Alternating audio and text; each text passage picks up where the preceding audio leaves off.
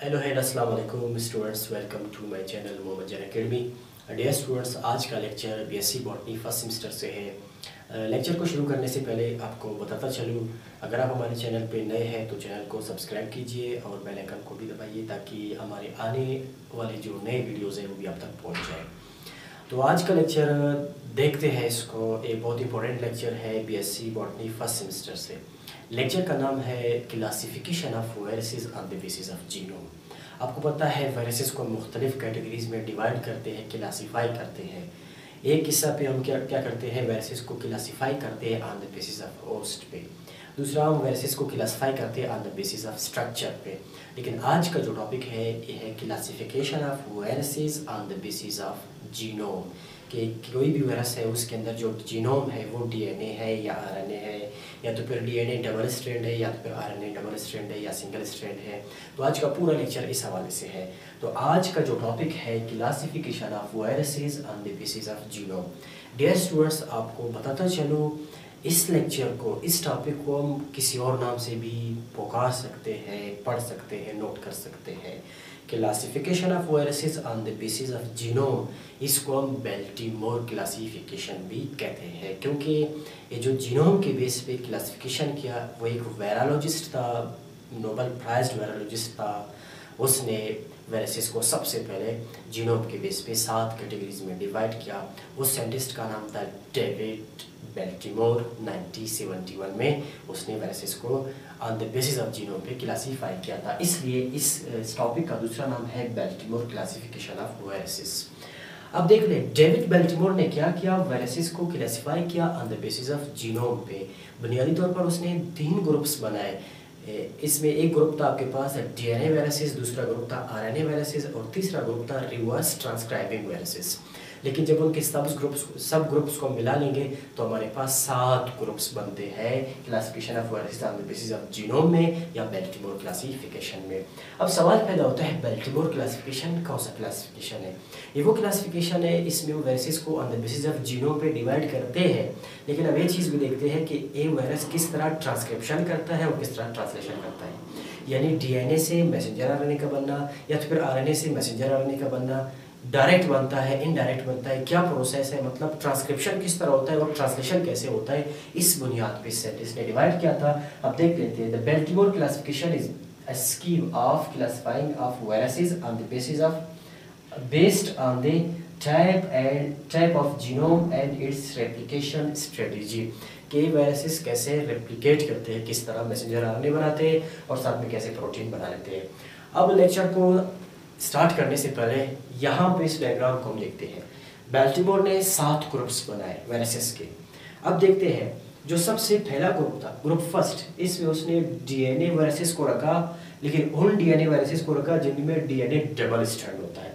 अब देख ले, जो ए वाले डीएनए होते हैं एक डायरेक्टली एमआरएनए बना सकते हैं, मैसेंजर आरएनए बना सकते हैं। ट्रांसक्रिप्शन बड़ी आसानी से होगा और इससे फिर ट्रांसलेशन हो जाएगा, प्रोटीन का आसानी से बनना शुरू हो जाएगा। तो इस जो पहले वाले ग्रुप है G1, ग्रुप 1 में जो वायरसेस है वो है DNA viruses, double strand DNA viruses. अब देख ले, डबल स्ट्रैंड डीएनए वायरसेस वो वायरसेस है जिनमें डीएनए का स्ट्रैंड डबल होता है।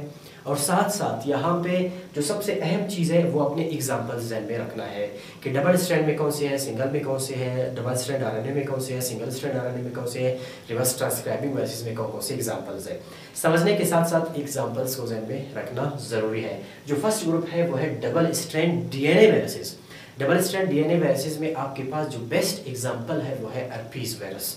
अब देख ले, जो डबल स्ट्रैंड वायरसेस है, डीएनए वायरसेस है, वो जो है कुछ एनिमल्स में कैंसर का भी वजह बन सकते हैं, सबब बन सकते हैं। और साथ में जो ये डबल स्ट्रैंड डीएनए वायरसेस है ये प्लांट्स के अंदर कोई इन्फेक्शन काज नहीं करते। इसकी एग्जांपल आपके पास है herpes वायरस।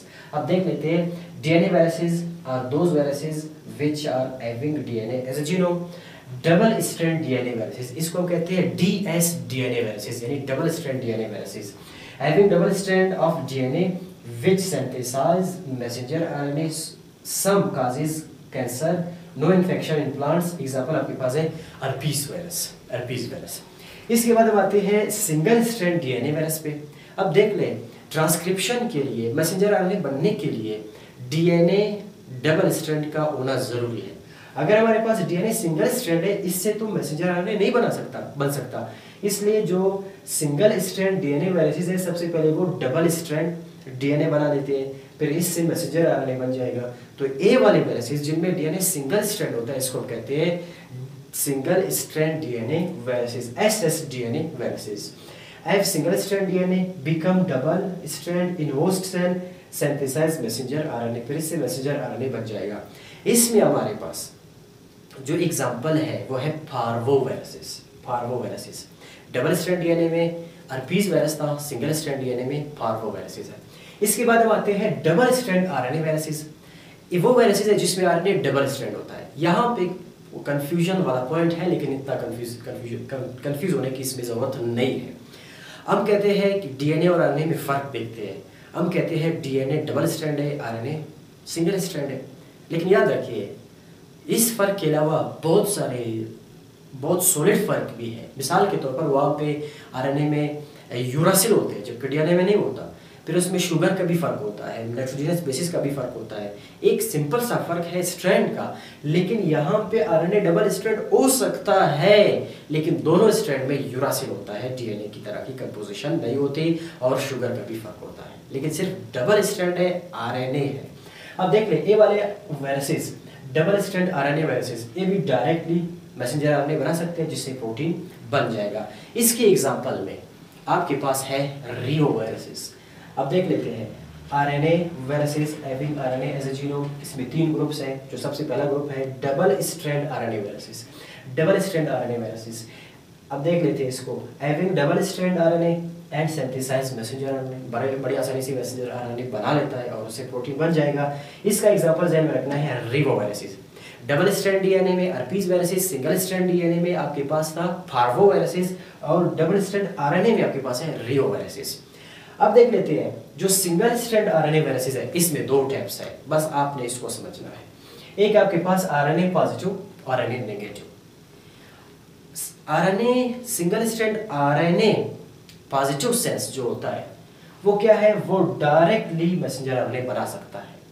इसको ध्यान में रखिए, single strand RNA positive sense directly messenger RNA बना सकता है, लेकिन ये नेगेटिव आरएनए बना लेता है इसलिए ताकि वो फिर से अपना जीनोमिक पॉजिटिव सेंस आरएनए बना सके।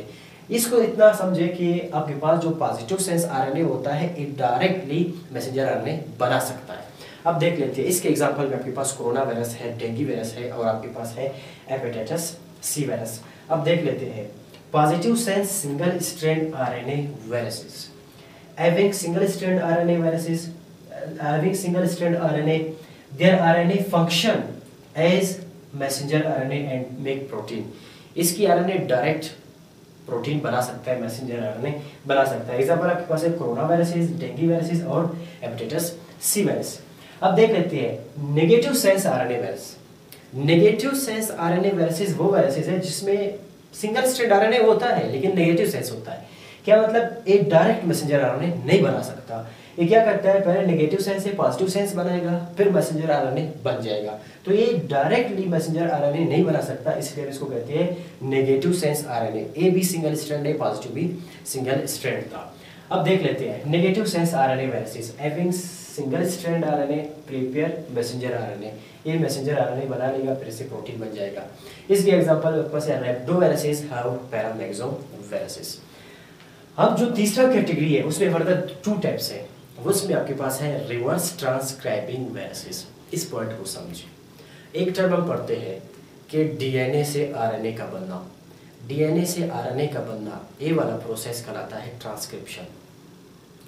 डीएनए से आरएनए बनना ट्रांसक्रिप्शन कहलाता है। अगर आरएनए से डीएनए बने, यानी ये जो प्रोसेस है ये रिवर्स हो जाए, तो इसको क्या कहेंगे, रिवर्स ट्रांसक्रिप्शन।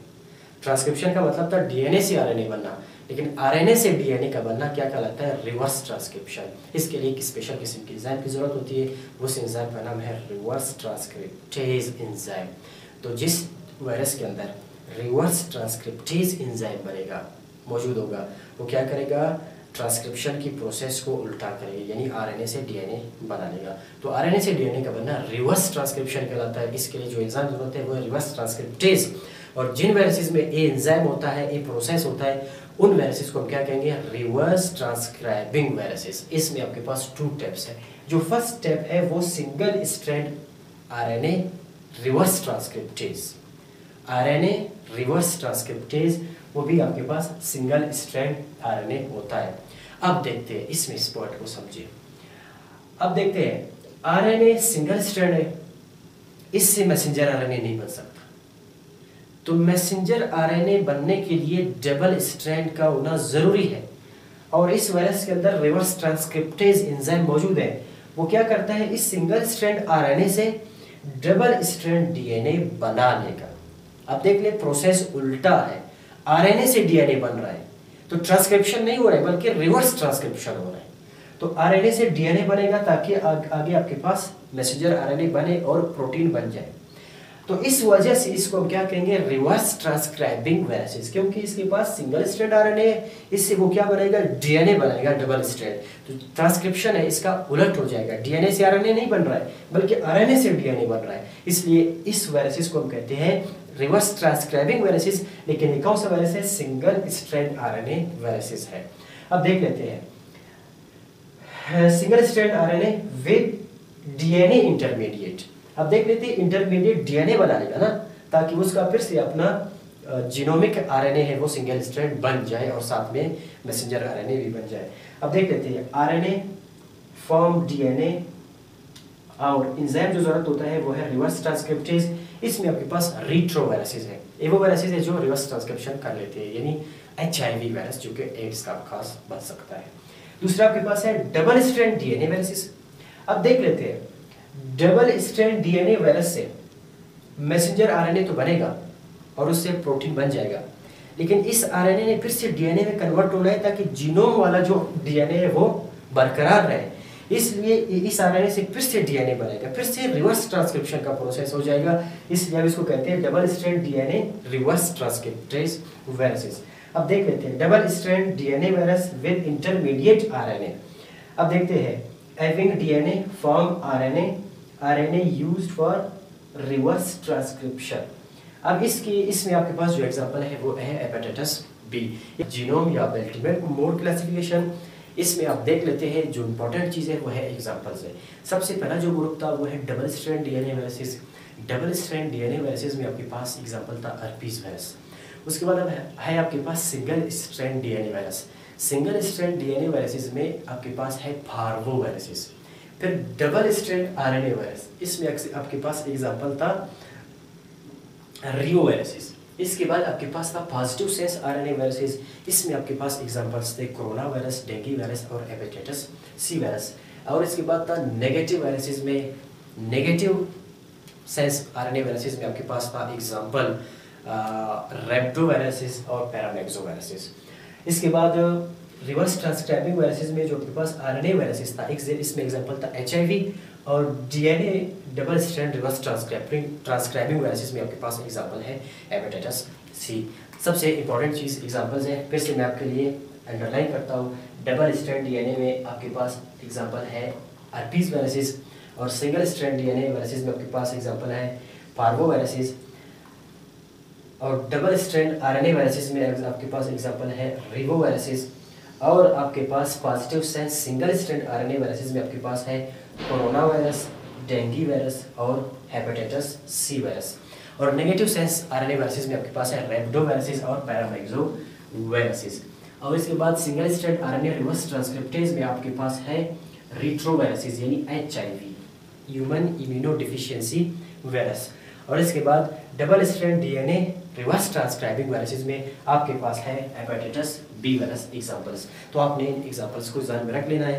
तो आपके पास वायरसेस की क्लासिफिकेशन में जो एक मेथड था, पहला मेथड था हमारे लेक्चर्स के मुताबिक, वो था on the basis of genome या बैल्टीमोर क्लासिफिकेशन। इसके बाद आपके लिए हम लेक्चर्स अपलोड करेंगे on the basis of structure and on the basis of host viruses की क्लासिफिकेशन। उम्मीद करता हूँ आज का लेक्चर आपको समझ आ गया होगा।